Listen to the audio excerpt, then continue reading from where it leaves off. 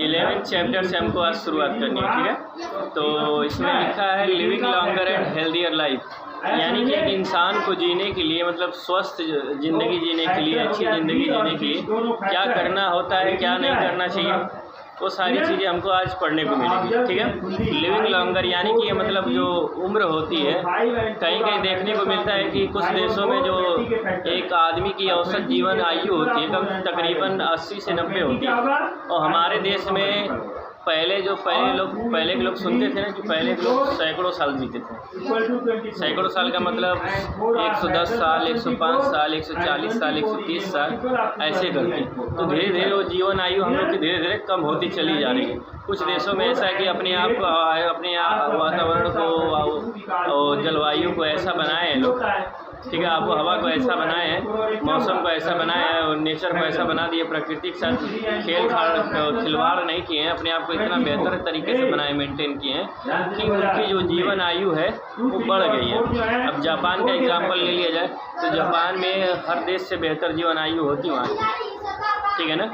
वहाँ पे tension free होता, मतलब हर एक लोग हर काम करते हैं लेकिन समय के हिसाब से सारा काम होता है। वहाँ पे तो मतलब कोई भी चीज़ देखोगे अनुचित तरीके से नहीं होती है। लेकिन हमारे देश में मतलब एक तरीके से नहीं लगता कि हमारे देश में सिस्टम है, लेकिन आदमी क्या करता है, फॉलो नहीं करता है, मानता नहीं उसको, ठीक है। तो जी हम कहने का मतलब सभी को मालूम है कि अल्कोहल का सेवन करने से हमारी सेहत खराब होगी, हमारे सेहत पे बहुत सारा फर्क पड़ेगा। अल्कोहल का मतलब हम जानते हो, शराब का सेवन, गुटखा, पान, पुकार, ये सब खाने से हमारी सेहत खराब होगी कि नहीं होगी। सब कुछ लिखा रहता है। अगर अल्कोहल लेने जाओगे यानी कि शराब कोई आदमी लेने जाता है तो उसकी डिब्बी में जो डिब्बियाँ रहती है उसकी, उस पर बाकायदा चेतावनी भी लिखी रहती है कि इससे सेहत खराब होगा, ठीक है ना। बाकायदा लिखा रहता है, वैधानिक चेतावनी के साथ लिखा रहता है। लेकिन एक आदमी क्या करता है, मानता है, नहीं मानता है। पीने वाले पीते हैं अपना, ठीक है।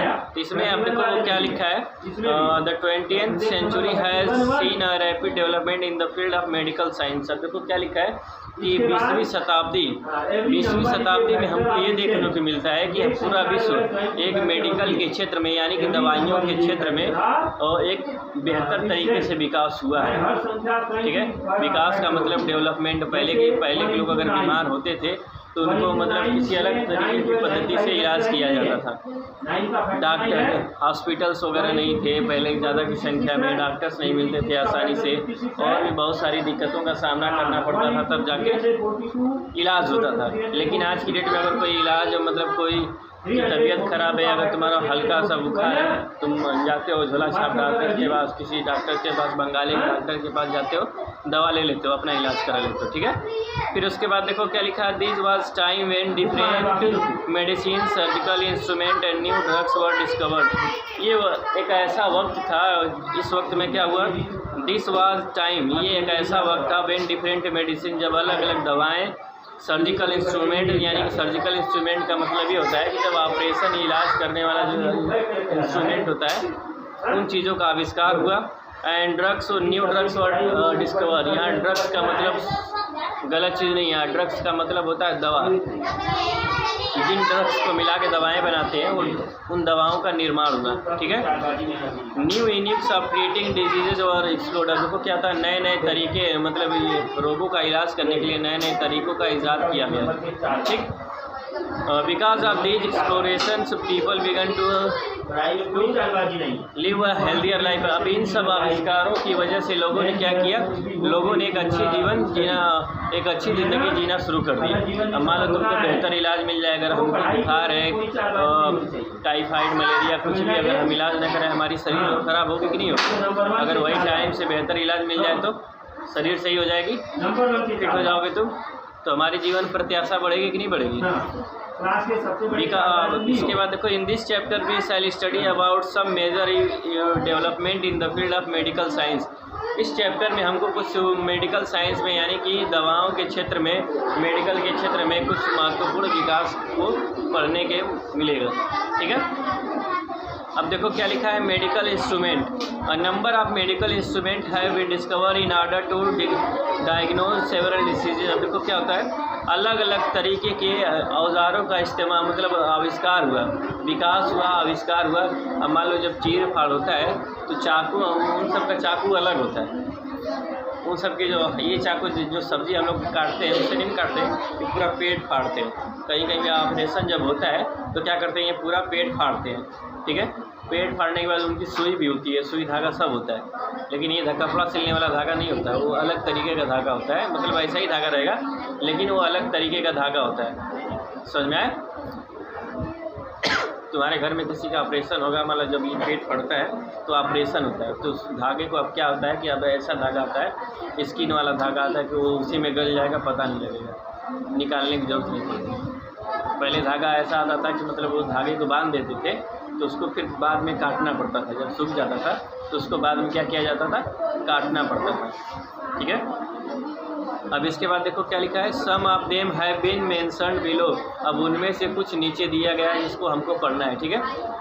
Clinical thermometer, this instrument is use to measure temperature of the body. अब थर्मामीटर क्या होता है, अगर एक इंसान की तबीयत खराब है, कितनी डिग्री उसको बुखार है, कितनी डिग्री उसको बुखार नहीं है, ये सारी चीज़ें उसको क्या करती थी, बताती थी, ठीक है ना। जैसे हम दवा लेने जाते हैं, अगर हमको बुखार होता है तो डॉक्टर क्या करता है, मुंह में कहीं कहीं कभी कभी मुंह में डाल देता है, कभी कभी यहाँ पे लगा लेते हैं, हम लोग लगाते हैं ना बुखार नापने के लिए, इससे पता चलता है कि हमको कितनी डिग्री बुखार है, ठीक। It was invented by German physicist Daniel Gabriel Fahrenheit in 1715।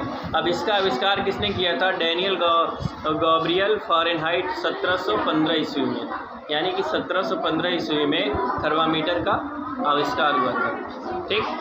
This thermometer has a scale marked in degrees Fahrenheit. अब देखो इस थर्मामीटर में क्या होता है, डिग्री में जो बुखार वगैरह नापा जाता है वो डिग्री में मापा जाता है, ठीक है। It ranges between 95 degree Fahrenheit and 110 degree Fahrenheit. अब इसका देखो, इसकी जो डिग्री होती है, मतलब इसमें जो सीमा होती है नापने की, वो 95 डिग्री फ़ारेनहाइट से 115 डिग्री फ़ारेनहाइट तक होती है, ठीक है, उसके ऊपर नहीं होता है। In order to measure, the thermometer is placed in the armpit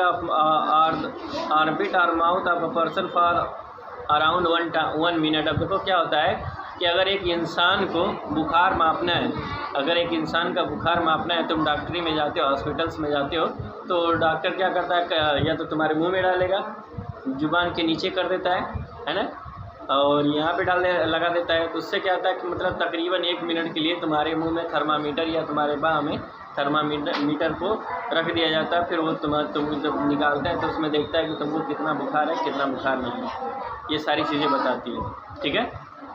अब इसके बाद देखो क्या लिखा है, if there is an infection the mercury goes above 98.4 degree Fahrenheit. अब देखो अगर तुम्हारे शरीर में बुखार के साथ अगर कोई इन्फेक्शन हो गया है, तुमको अगर बीमार जब हम पड़ते हैं तो कोई इन्फेक्शन हो गया है, तो जो डिग्री जो हमारा वो फ़ारेनहाइट है वो 98.4 डिग्री फ़ारेनहाइट बताता है, ठीक है। फिर इसके बाद देखो, it means that the person is suffering from fever. इसका मतलब ये होता है कि इंसान बीमारी से जूझ रहा है, यानी कि बीमारी से लड़ रहा है, ठीक है। The temperature of a healthy human being remains 98.4 or 37 degree Celsius. अब देखो क्या होता है, अगर the temperature of a healthy human being remains, जो स्वस्थ इंसान का जो टेम्परेचर होता है वो कितना होता है, 98.4 डिग्री फ़ारेनहाइट या 37 डिग्री सेल्सियस, ठीक। अब इसके बाद देखो स्टेथोस्कोप। स्टेथोस्कोप क्या होता है, जब हम यहाँ पे लगाते हैं, अपने दिल के पास लगाते हैं, जो कान में नहीं लगाते हैं, दिल में लगा, यहाँ पे लगाते हैं, यहाँ पे लगाते हैं, यहाँ पे लगाते हैं, दिल की धड़कनों को सुनते हैं कि इनकी धड़कन सही से चल रही है, क्या हो रहा है, क्या नहीं हो रहा है, और बाकायदा डॉक्टर को सुनाई देता है, ठीक है। अब इसके बाद देखो क्या होता है, this instrument magnify the sound of lungs and heart. अब देखो ये जो इंस्ट्रूमेंट होता है, ये जो औजार होता है, इससे क्या हमको देखने को मिलता है कि इससे हम हमारे दिल और धड़कन, हमारे दिल, देखो हार्ट लिखा है ना, हार्ट का मतलब क्या होता है, दिल, लंग्स का मतलब फेफड़ा, यानी कि लंग्स और हार्ट, की आवाज़ को सुनने के लिए डॉक्टर यहाँ पे हमारे सीने पे लगाता है ना। अब इसके बाद देखो, with its use doctors find out if the lungs and heart of a person are working properly. अब देखो, विथ इट्स यूज, अब इसके इस्तेमाल से doctors find out if the lungs and heart of a person are working properly. अब देखो, इसके इस्तेमाल से क्या डॉक्टर को पता लगता है कि इंसान की दिल और जो फेफड़ा है क्या वो सही तरीके से कार्य कर रहा है कि नहीं कर रहा है। ठीक, फिर उसके बाद देखो, the stethoscope was invented by Rene Laennec in 1816। अब स्टेटोस्कोप का आविष्कार किसने किया था? रेने लैनेक ने किया था 1816 ईस्वी में। ठीक, the invention of stethoscope carries N interesting story, यानी कि द इन्वेंशन ऑफ स्टेटोस्कोप, अब जो स्टेटोस्कोप की जो कहानी है, इसके आविष्कार की जो कहानी है, एक बहुत ही रोचक कहानी है कि मतलब इसका आविष्कार किस तरीके से हुआ, किस कंडीशन में हुआ। ठीक है, अब इसके बाद देखो क्या लिखा है, once Rene Laennec noticed that two children were sitting at the two ends of hollow log. अब देखो क्या होता है, एक बार जो ये आविष्कारक थे रेने लैनेक, एक बार इन्होंने देखा कि दो बच्चे एक लॉग पे बैठे हैं, हॉलो लॉग पे बैठे हैं। One child was whispering at one end of the log and the other was listening to the sound at the other end of the log। अब देखो, तो एक जब पहले ऐड आता था एक टीवी पे, उस टीवी में हमको क्या देखने को मिलता था कि दो बच्चे रहते थे। ठीक है, नारियल का जो गोला होता है, जो नारियल की खोपड़ी होती है, उसको क्या करते थे, आधा आधा खोपड़ी होती है, एक तरफ वो लेके वो रहता था, उसमें धागा बांध देते थे, धागा या रस्सी, एक कोने वो चला जाता था, एक कोने वो उधर चला जाता था। तो इससे क्या होता था कि ये जब प्रचार में दिखाता था कि वो अगर ऐसे करके बोल रहा है तो उसको भी सुनाई देता था। समझ में आया? मतलब एक कान की तरफ पास ऐसे लगाया है, एक बोल रहा है तो उसको सुनाई देता था ऐसे। हाँ, तो धागा कनेक्ट किए, धागा बांधोगे तभी ना कनेक्ट होगा एक दूसरे से। एक दूसरे छोर पे एक लड़का दूसरे छोर पे रहता था, एक लड़का दूसरे छोर पे रहता था, इसी से ना होता था। प्रचार नहीं देखे हो तुम लोग? देखे हो ना? कभी अगर मौका मिले, अगर नारियल की खोपड़ी मिलेगी, दो लोगों को उस बीच में धागा बांधना, एक आँख, नारियल में आँख होती है ना, जो बोलते हैं आँख है, उसमें छेद करोगे तो धागा लग जाएगा उसमें। ठीक है ना? छेद करने के बाद एक कोने भेज देना, तो दूसरे कोने पे चले जाना। ठीक, तब इसके बाद देखो क्या हुआ, this incident gave Laennec an idea of making stethoscope. अब देखो क्या हुआ, ये जो घटना घटी, इस घटना से रेने लैनेक जो थे, उनको एक विचार आया कि स्टेटोस्कोप का आविष्कार करने का, स्टेटोस्कोप का आविष्कार करने का विचार आया उनके मन में। फिर उसके बाद देखो क्या लिखा है, In his clinic, he rolled up a newspaper and placed one of it to end on a patient's chest, and from the other end he tried to listen the patient heartbeat। अब देखो उन्होंने क्या किया कि उन्होंने अपने अपने clinic में क्या किया कि जो पेशेंट आता है, मरीज़ आता है, हाँ मैं बताऊँ, इधर आ जाओ, देखो अब ऐसे जैसे वो जो रेने लैनेक थे, उन्होंने क्या किया, ये ऐसे पेपर को रोल करने के बाद, जैसे मैं ये पेपर को रोल किया हूँ, पेपर को रोल करने के बाद ऐसे मतलब इसको सुनने की कोशिश करते थे इस तरीके से। ठीक है, इसकी धड़कनें चल रही, मतलब क्या इसका जो दिल है, इसका जो फेफड़ा है, वो किस तरीके से कार्य कर रहा है। ठीक है, अभी मतलब जब सो होगा तो नहीं पता लगेगा, वैसे जब शांति में तुम लोग बैठे रहोगे तब कुछ एहसास होगा कि हाँ सुनाई दे रहा है कि नहीं सुनाई दे रहा है। ठीक है, अभी जब स्टेटोस्कोप लगाओगे अपने कान में और किसी के सीने पे लगाओगे, धक धक की आवाज़ आती है, आवाज़ बहुत तेज़ आती है, ऐसा लगेगा कान फट जाएगा। नहीं जी, हाँ, कभी जाना है डॉक्टर पे तो लेके लगाना, देखना, मना नहीं करेगा डॉक्टर। फिर उसके बाद देखो क्या लिखा, he became surprise to notice that he could hear the heart beat much more clearly. अब उसको यह एहसास हुआ, उसको ये ज्ञात हुआ कि देखो जो हार्ट बीट है, पेशेंट की, मरीज़ की जो हार्ट बीट है, उसको हम बहुत ध्यानपूर्वक से देख सकते हैं, सुन सकते हैं। ठीक, ही also heard the sound generated by the air while moving in and out of the lungs. अब देखो उसको ये भी एहसास हुआ ही आल्सो हर्ड द साउंड, उसने वो भी आवाज़ को सुना, जनरेटेड बाई द एयर, जो हवा के माध्यम से आवाज़ आती है, वाइल मूविंग इन, जबकि in and out of the lungs, यानी कि फेफड़ों के अंदर जाते समय और फेफड़ों के अंदर से बाहर आते समय जो हवा जाती है उसको भी ये एहसास हुआ सुन के। ठीक है, अब इसके बाद देखो क्या लिखा है, microscope, this instrument magnifies small object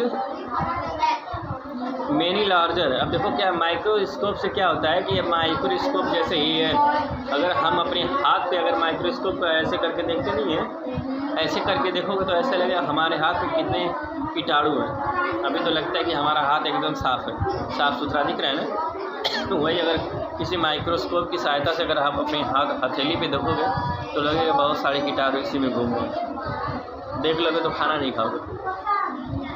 हाँ, बहुत बड़े बड़े दिखाई देंगे। यानी कि छोटी चीज़ों को, छोटी से छोटी चीज़ों को बड़ा देखने का नाम ही क्या है, माइक्रोस्कोप है। ठीक है, अब इसके बाद देखो क्या लिखा है, it helps to view germs which could never be viewed with naked eye. जब देखो ये बोला जाता है कि अगर हम इसके सहायता से अगर इसकी सहायता से अगर हम नहीं देख रहे हैं तो जो हमारे हाथ पे कीटाणु घूम रहे हैं या कहीं भी हमारे शरीर पे कीटाणु हैं, हम उनको खुली आंखों से नहीं देख सकते। हम कीटाणुओं को, जर्म्स को खुली आंखों से नहीं देख सकते। ठीक है, तो इसके लिए इसकी सहायता ली जाता है। Doctors use microscope to utilize biologist and scientist to examine urine, blood, stool and sputum to study the cause of infection. अब देखो क्या होता है, डॉक्टर जो होता है, अभी तुम जाओगे खून जांच कराने जाओगे तो खून जांच में ऐसे ही होता है, माइक्रोस्कोप लगा रहता है, इतना बड़ा माइक्रोस्कोप होता है, उसको लगा के बारीकी से देखते हैं। खून जांच होता है तो उसमें दिखाता है बाकायदा पूरा कीटाणु उतारू सब दिखाएगा तुमको। ठीक है, तो उसमें डॉक्टर ये देखने की कोशिश करता है कि आखिर इसको इन्फेक्शन क्यों हुआ, ठीक है, किस वजह से हुआ। खून जांच होती है, तुम्हारा जो पेशाब होती है, कभी कभी कोई दिक्कत होती है तो वो बोलते हैं ना कि इस पेशाब को इस डिबिया में भर के लाना है। ठीक है, तो उस पेशाब की भी जांच होती है।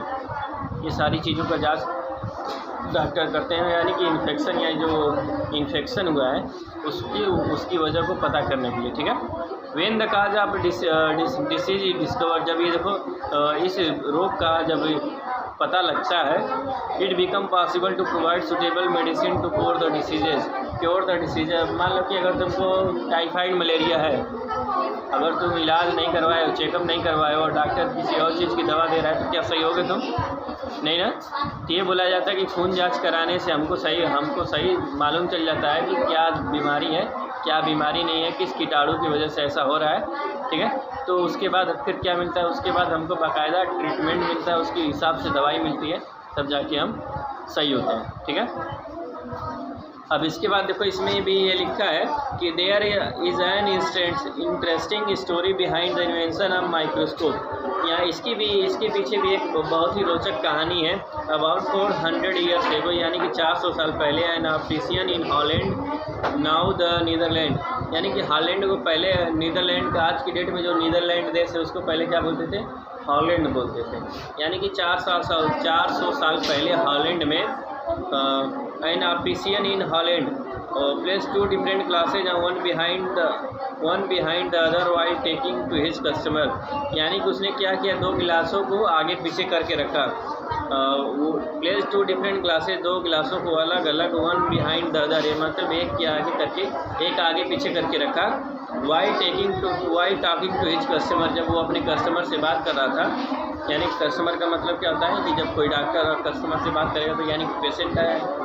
ठीक है, सडनली ही सा through these glasses of fly as big as lime. अब देखो क्या, उसने अचानक ये देखा कि थ्रू दीज ग्लासेज, अभी इन ग्लासों के माध्यम से, इन ग्लासेस के माध्यम से क्या होता है कि उसमें लैम्प, ठीक है, वो लैम्प फ्लाई कर रहा है। ठीक है, fly as a big as lamp, he could not trust upon his eyes what he had seen. अब उसको अपनी आंखों पर ये विश्वास नहीं है कि उसने क्या देखा है। Then he made a toy called flea glasses. अब उसने मतलब एक देखो क्या हुआ, उसने एक खिलौना बनाया जिसको क्या बोलते थे, फ्ली ग्लास बोलते थे। This toy become very popular among the children. ये खिलौना जो बच्चों में बहुत ज़्यादा प्रख्यात हुआ, मशहूर हुआ, प्रचलित हुआ, ठीक है। A famous Italian scientist Galileo when heard about the flea glasses also made a different flea glass and named it as microscope. जो इटालियन करके जो साइंटिस्ट थे, वैज्ञानिक थे, उन्होंने जब इसके बारे में सुना तो उन्होंने एक अलग तरीके का फ्ली ग्लास बनाया जिसको बाद में क्या कहा गया, माइक्रोस्कोप कहा गया, ठीक है।